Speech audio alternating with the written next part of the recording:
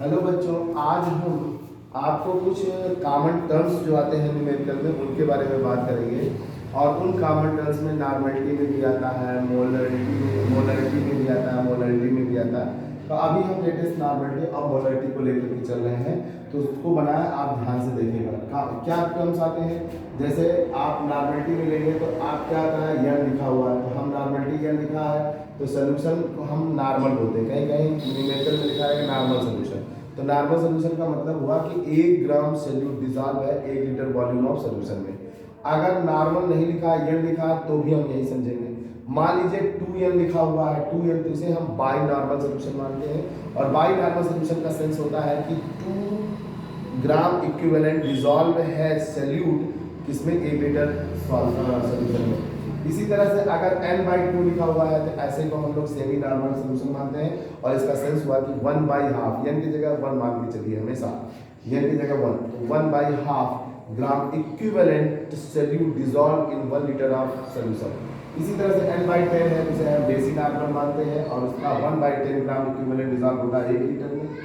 यदि n/100 लिखा हुआ है न्यूमेरिकल में, उसे हम सेंटी नॉर्मल मानते हैं, या सेंटी नॉर्मल लिखा होगा तो वह उसके हम n/100 या 1/100 मानेंगे। और यह मानते हैं कि 1/100 ग्राम मतलब 1/100वां ग्राम डिसॉल्व इक्विवेलेंट सोल्यूट का डिसॉल्व है 1 लीटर में।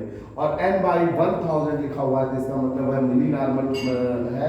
और मिली नॉर्मल का सेंस हुआ कि 1/1000 ग्राम ऑफ सोल्यूट का पार्ट डिसॉल्व है इसमें 1 लीटर ऑफ सोल्यूशन में।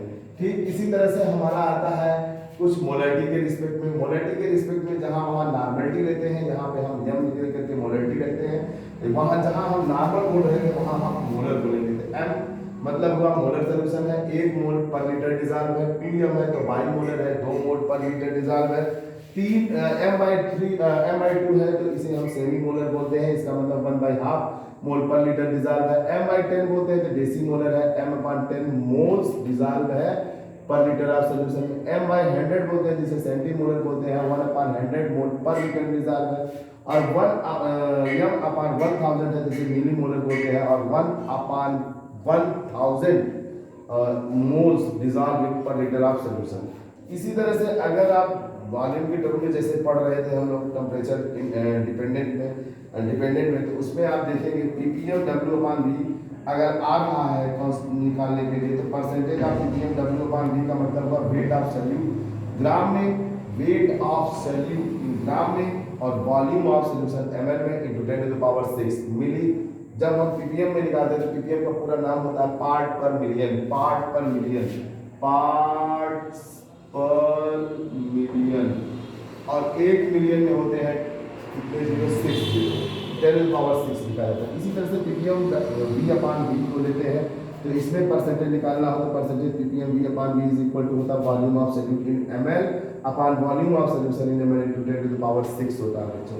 तो इस तरह से टेम्परेचर डिपेंडेंट वाली स्टोरी हमारी फिनिश भी होती है।